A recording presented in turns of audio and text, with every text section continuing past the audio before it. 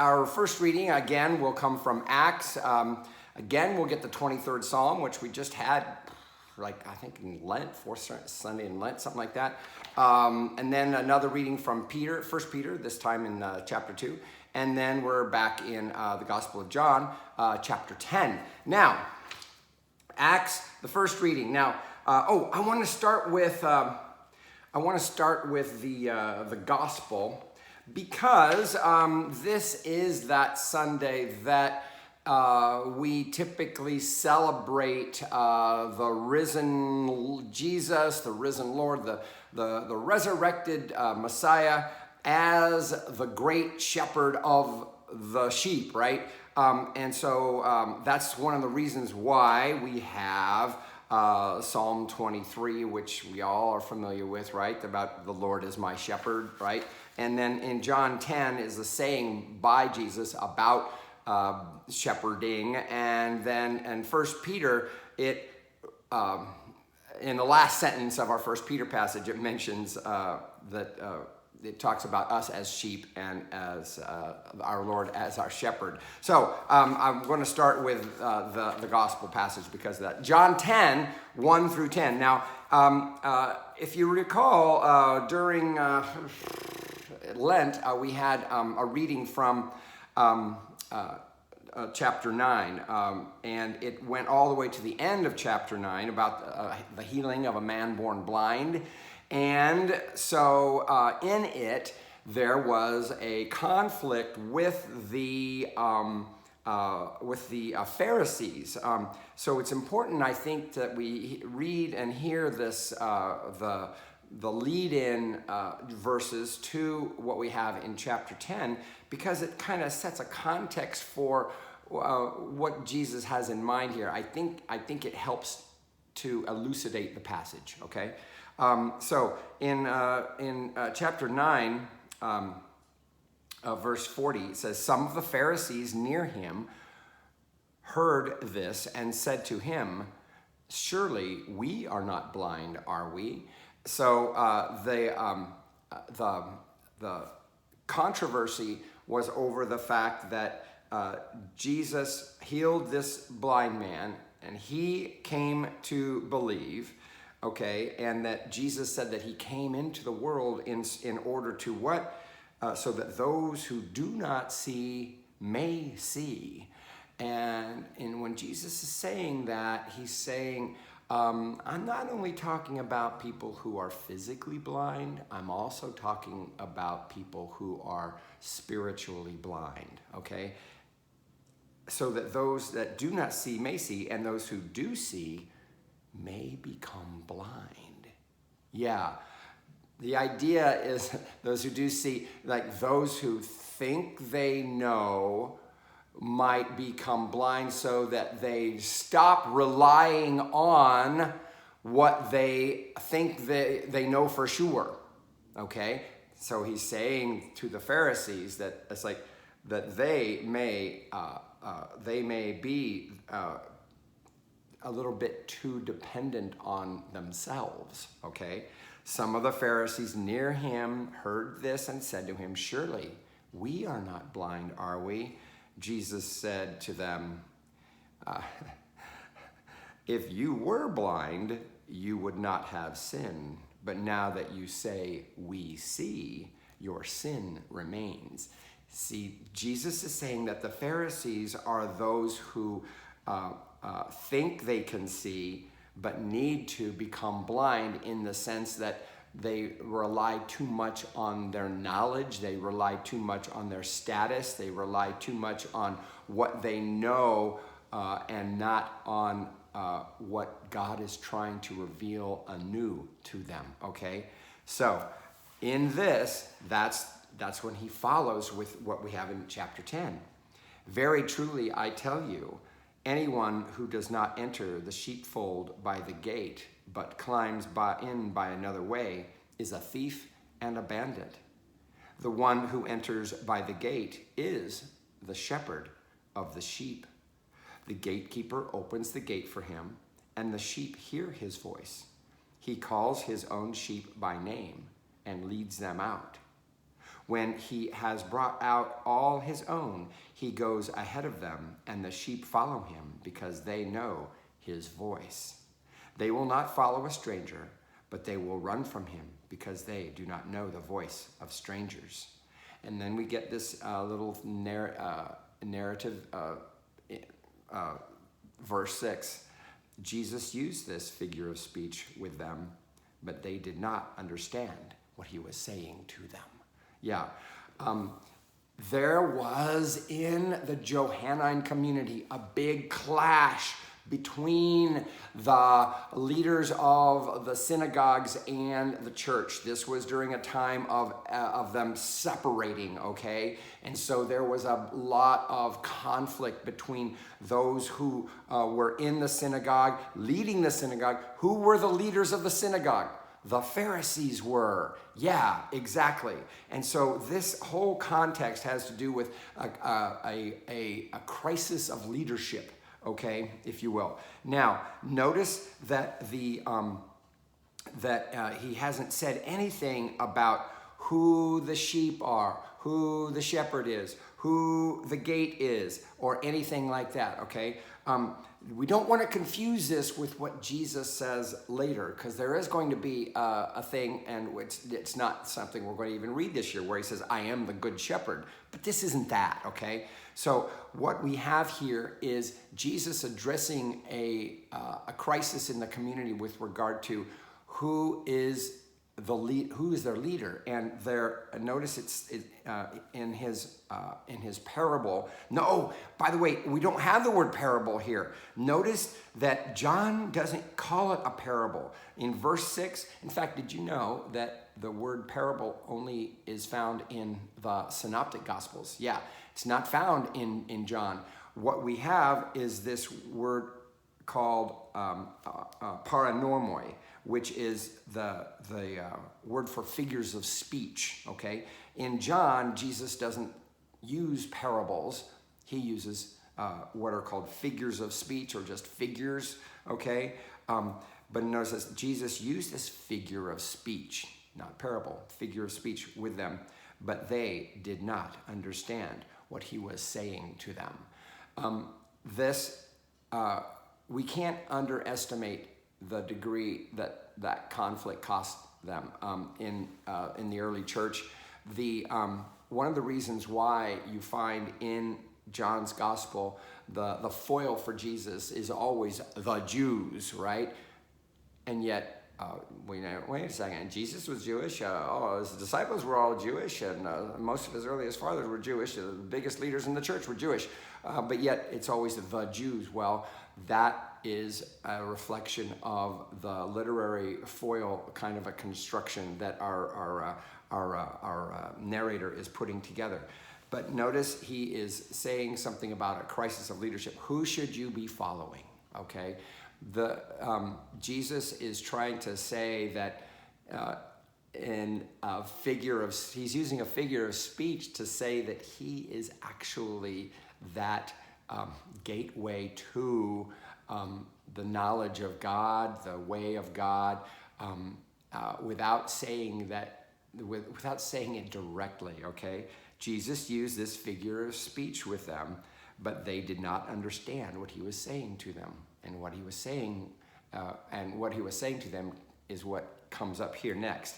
So again, Jesus said to them, very truly, I tell you, I am the gate for the sheep.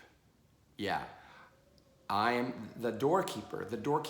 The Pharisees had been the doorkeeper of the people of God, and Jesus is coming out and saying, you've been replaced. Yeah, exactly. All who came before me are thieves and bandits, but the sheep did not listen to them. I am the gate. Whoever enters by me will be saved. Yeah. Jesus is saying there's a new sheriff in town, and the access to what God has to give you, it goes through me. Jesus, notice it says, I will come, whoever enters by me will be saved, and will come in and go out and find pasture. It's like we will feed on this, right? The thief comes only to steal and kill and destroy. I came that they may have life and have it abundantly. This is a very much a condemnation of the continuation of things as is. The presentation of Jesus in John's gospel is that he is that next big revelation of God that was always intended to be there, but now it's finally manifesting itself. And if you don't recognize it as that, then you are in peril, okay? So this is the nature of the thing. Notice how there really isn't anything in this passage. That's the end of our passage, by the way, that talks about Jesus as the shepherd, okay? He's talking about himself in this one as the gate to the sheep, and the sheep are the people of God, okay? Now, that imagery comes later, but yet it's a little bit misplaced for us to go into the realm of seeing this as, oh, this is Jesus. This isn't where he talks about himself as the shepherd, okay? So let us move on. Now, I want to actually go from there to the other shepherd, big shepherd imagery, which we have in the 23rd Psalm, right? The 23rd Psalm, we're all familiar with it mostly in the King James Version, and it was in Lent. It was Lent 4, the fourth Sunday of Lent, that we had the 23rd Psalm, and now we have it again in the fourth Sunday of Easter. The Lord is my shepherd, I shall not want. He makes me lie down in green pastures. He leads me beside still waters. He restores my soul. He leads me in right paths for his name's sake. Yeah, it's hard not to hear this in the King James. By the way, in our Book of Common Prayer, we do have this psalm in the King James Version in the section that has our ministries to the dead for funeral type stuff, because this is the way so many people have come to learn it. I know I memorized it in the King James Version, right? But notice that's making this very, very blatant connection between who God is and what God does for us as shepherd, right? And it's important that we understand the nature of the shepherd. There was in the Hebrew Bible days, okay, in the Old Testament days, during the times of the kings, the king, one of the metaphors for king was shepherd of the sheep, God's appointed shepherd. The king was supposed to be that ideal shepherd for all the people. Even though I walk through the valleys, even though I walk through the darkest valley, I fear no evil. For you are with me, your rod and your staff, they comfort me. This is one of the reasons why this is so useful in times of death, is because people, if you think about the darkest valleys, death is one of them, if not the one, right? Okay. Notice your rod and your staff, those are things that are tools of the shepherd, right? The rod is usually something that's considered to be chastening, right? That thing that prods us. And your staff, a shepherd would have a crozier, right? Our bishop, all bishops, I believe, when they're processing, they have a crozier, okay? And what it is basically a glorified shepherd's crook, okay? It's a glorified shepherd's crook. You've seen those little drawings of the little Bo Peep and stuff like that. Well, what did they do with the shepherd's crook? That little hook on the end, they would use it to get them back, right? They could also use it to poke them with, right, as well. But the rod and the staff are like the two extremes of the poking, the rod, it's like the chastening, if you can think of it like that, like to whack type of a thing, and the rod, that's and the staff with the crook to save, right? It's like the both extremes of disciplinary action, if you will. Yeah, this is what I believe is the picture that's being painted. They comfort me, right? Your rod and your staff. You prepare a table before me in the presence of my enemies. You anoint my head with oil, and my cup overflows. Now, there are some exegetes, scholars who, when looking at this, say that that the metaphor of shepherd isn't changing. That all that's happening really here is that the psalmist is going deeper into the shepherd metaphor, because there was an expression in shepherding that if you take a flock to a certain field was to prepare a table, like to put them into an area where they could actually eat. Okay, and the thing about anointing with oil and the cup has to do with the nursing of any kind of wounds of the sheep. That was a regular practice of shepherds. So if you want to see this as a continuation of the shepherd metaphor, you can, certainly in this instance. Now, the last verse, surely goodness and mercy shall follow me all the days of my life, and I shall dwell in the house of the Lord my whole life long. Now we see this shift. There's no longer a shepherd reference. It's now, it looks as though it's talking a little bit about the temple. Whenever we talk about the house of the Lord, especially in the Psalms, it's referring to the temple. And this is one of the reasons why we can look at this and say, well, yes, it says a Psalm of David in this little superscript, but there was no temple when David was king.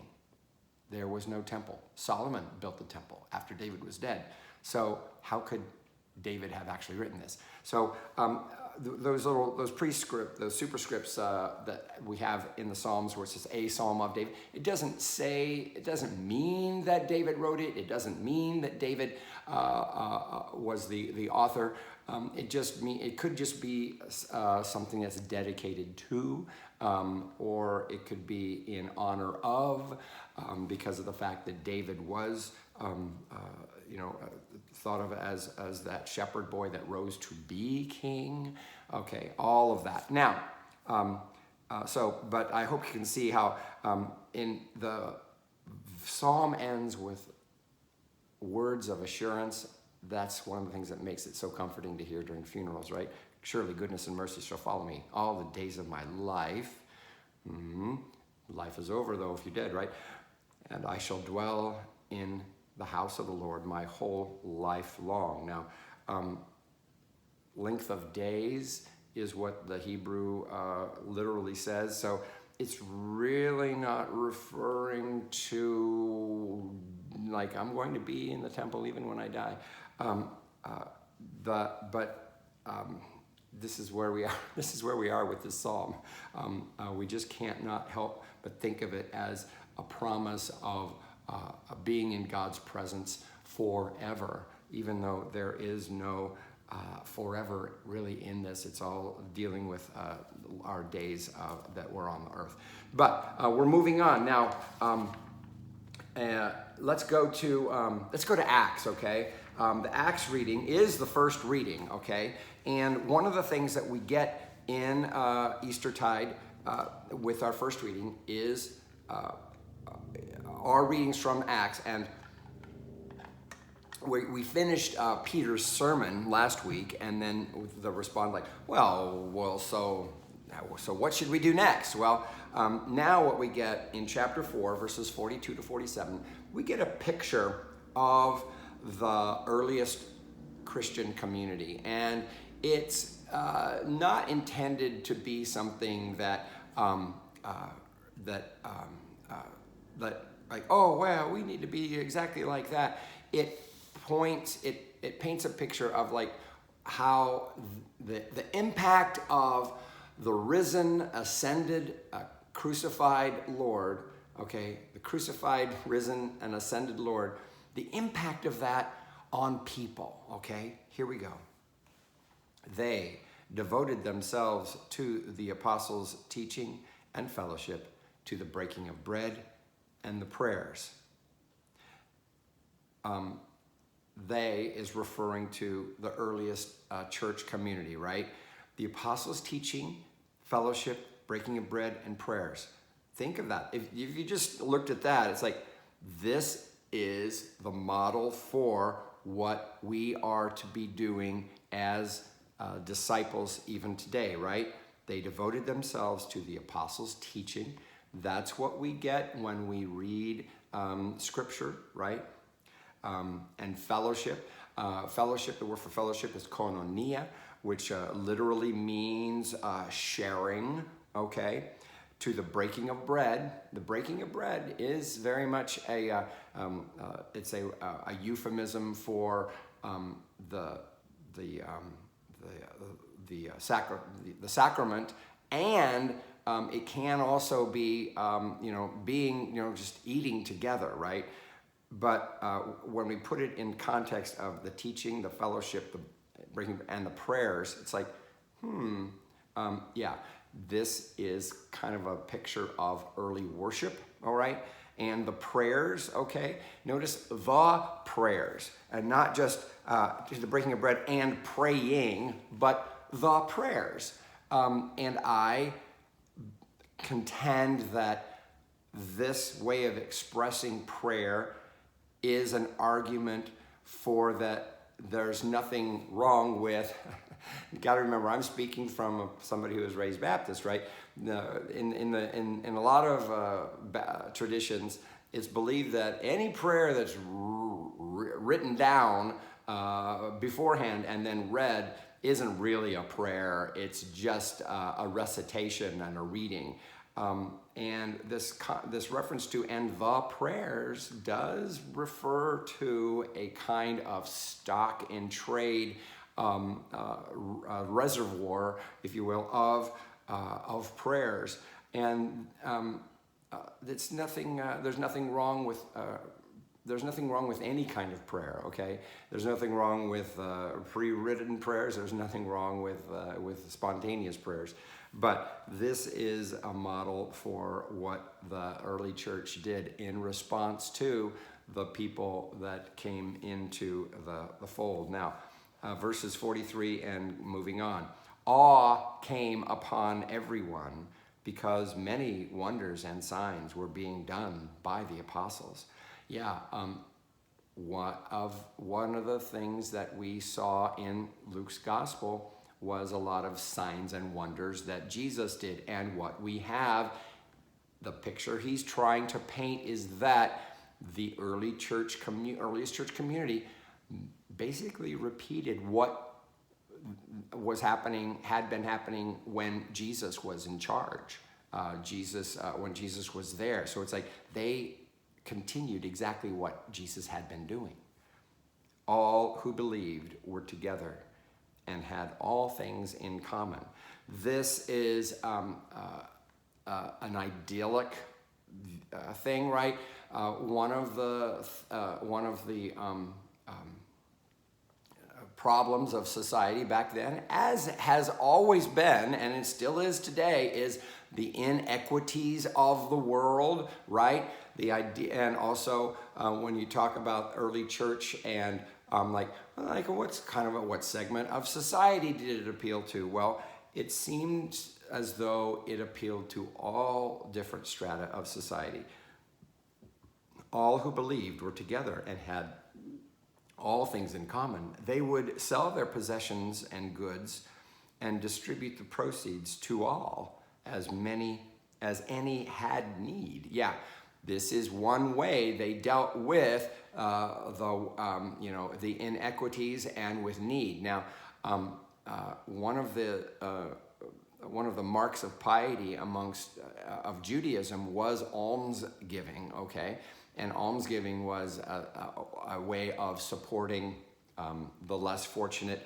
The church the earliest church did a little bit of a one-upping on that. Almsgiving never did become something that was never did fall out of practice. But this is an idyllic expression, okay? It's not saying that that's the way it always should be. Some people read this and they fear like, oh, that sounds like it's advocating socialism, and that's bad. Well, I don't know if it's bad or not, but in the economy of how are you going to respond to the love of God when the love of God when you're so full of that love of God and you see people in need, don't you find yourself motivated to share what you have with other people as you see people have need? Is that not a natural way that we respond when love is, when we're full of love? Yeah, okay. So day by day, as they spent much time together in the temple, they broke bread at home and ate their food with glad and generous hearts. Now, notice this emphasis, this temple emphasis has still not disappeared. The temple emphasis is a big thing with regard to, with Luke.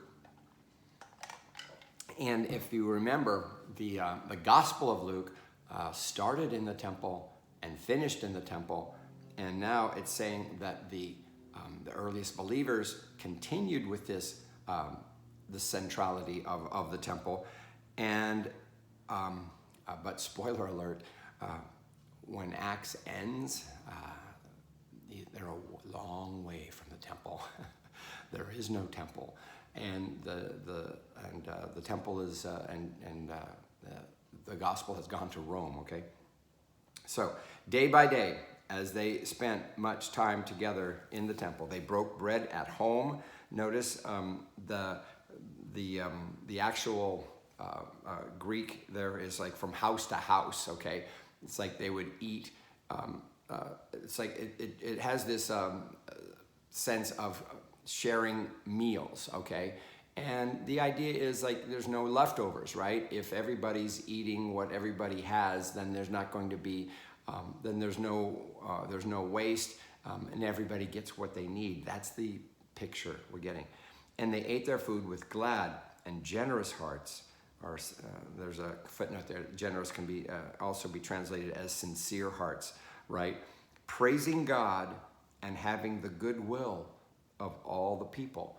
One of the things that Luke is trying to paint a picture of the earliest Christian community as is that they weren't a threat to the ongoing social structure. They were also not. They weren't revolutionaries. They were just people who were trying to get along, and they were basking in the love of their Savior, and it enabled them to create a moment of peace in a weary world. Right? Life was rough back then, and the result of all this, last sentence, and day by day, the Lord added to their number those who were being saved. Yeah. Salvation and being saved, this is where we get this expression from. And there's nothing wrong with being, identifying oneself as like being saved. It's difficult to when, especially in the Episcopal world, to be like, when were you saved? Well, that doesn't really, it's a silly question, okay? All right, we were saved when Jesus died on the cross, okay? That's over 2,000 years ago. So maybe that should suffice. But the picture that Luke wants us to get of this earliest community is that it was this perfect situation. We are going to see, as we read on in the book of Acts, that it was less than perfect.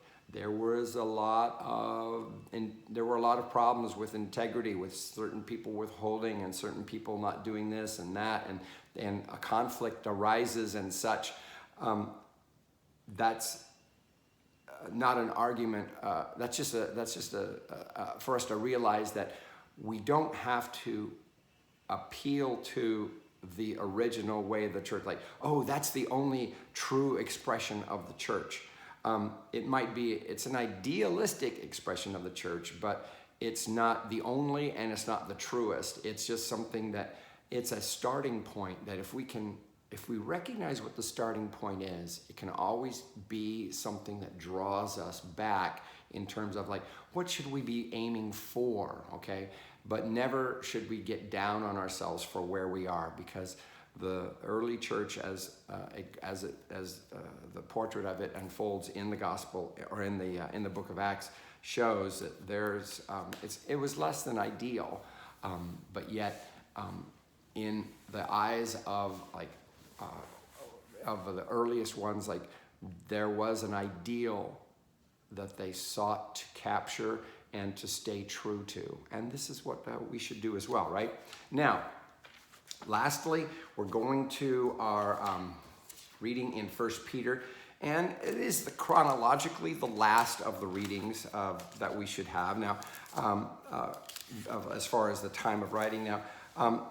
One of the things,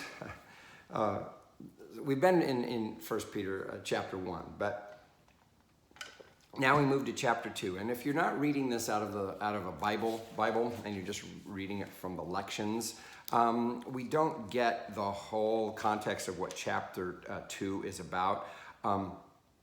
He is dealing specifically with certain household codes, what's called household codes, like ways of behaving, right? And in this chapter 2, he is talking about slaves. Yeah, slaves. Our passage begins in chapter 2, verse 19, but in but the verse before that is where this section actually begins, and it's not included in our lection. It's a bit problematic if you think about it. Notice verse 18. This is 2 Peter chapter 2, verse 18. Now, our actual passage is 19 to 25, but I'm going to read 18. Slaves, accept the authority of your masters with all deference, not only those who are kind and gentle, but also those who are harsh. Now, slavery in the realm of the earliest church was not the kind of slavery that we know that got manifested today. When I say today, I'm talking about in that came to be in the 18th century. They got carried on into the 19th century with regard to slavery being a status accorded by a dominant people over a less dominant people. Simply taking away the rights. No, slavery in the sense of what we had back here. These were servants people who were, if you couldn't pay your debts, you became a slave. It's that kind of a thing, okay? This isn't a racial prejudice kind of slavery. This is a having lost your rights kind of a slavery. And when you lose your rights, you also lose your rights to being treated well as well. We would like for Scripture to say something about specifically about like how wrong slavery is, and especially if we're going to base slavery on prejudicial attitudes with regard to certain races, and how certain races are less deserving of the best than others, and that's where all that was, and that came from a bad place. But this isn't that, okay? This is going to address a way of being in the midst of something that exists, not in the terms of changing what exists, but it challenges a way of being, okay? Follow me on this one. So, yeah, slaves, accept the authority of your masters with all deference, not only those who are kind and gentle, but also those who are harsh. For it is a credit to you if, being aware of God, you endure pain while suffering unjustly. one of the things we got to remember that in all of our writings, our writers have in mind the life of Jesus behind this, right? And so, and one of the things you got to remember is that some of these slaves that we're talking about had become Christians themselves, and slave owners had become Christians themselves. This changed dynamics here and there. It's like, how does that redefine the way we relate to each other, right? For it is a credit to you if, being aware of God, you endure pain while suffering unjustly. So in talking to slaves, it's like saying, like some slaves were coming to belief, right? And were becoming part and parcel of the church. If you endure when you are beaten for doing wrong, what credit is that? Okay, if you misbehave and you suffer for circumstances for misbehaving, it's like, well, that's just your due, right? But if you endure when you do right and suffer for it, you have God's approval. He's thinking about the way Jesus was. We got to think, in Jesus' trial on his way to the crucifixion, Jesus went through, suffered many bad things, right? He was at the mercy of somebody else, okay? This became, for the early church, a model of a way of being in the face of torture, persecution, punishment, and the like. Verse 21, for to this you have been called, because Christ also suffered for you, leaving you an example, so that you should follow in his steps. He committed no sin, and no deceit was found in his mouth. When he was abused, he did not return abuse. When he suffered, he did not threaten, but he entrusted himself to the one who judges justly. The appeal here isn't saying that, oh, if you're suffering in your circumstances, the key is not changing the circumstances. That's not saying that the circumstances are right or wrong. It's just saying the key is in your way of being that you are taking on. That's what our writer is saying. He himself, talking about Jesus, bore our sins in his body on the cross, so that, free from sins, we might live for righteousness. By his wounds you have been healed, for you were going astray like sheep. See, this is the reason why we have it in this shepherd theme readings, right? You were going astray like sheep, but now you have returned to the shepherd and guardian of your souls. So it looks as though he is talking about slaves who are coming to faith and having a realization of who in asking the question, how should I be about this now that I'm in Christ and Christ is in me and all that, right? Notice this, and now you have returned to the shepherd and guardian of your souls. Of course, it's referring to Jesus and saying that the slaves are becoming Christians, but this word for guardian is very interesting. You know what the word for guardian is here? It's episkopos. Yeah, the same one that gets translated as bishops later on. Yeah, bishops to the shepherd and episkopos of your souls. Jesus as our episkopos, right? Our bishop, our guardian. Take that into consideration next time when you tell somebody you're an Episcopalian and you're trying to explain what the word Episcopal means. The Greek word here gets translated as guardian, okay? Which is a good way of thinking of like what our bishops do, right? Essentially. Anyway, that's it for this week. I hope that your Eastertide is going well, and that you are basking in the glow of the resurrection and committing anew to the possibilities that renewed life, that through the resurrection, what it makes available to us and as a community of faith.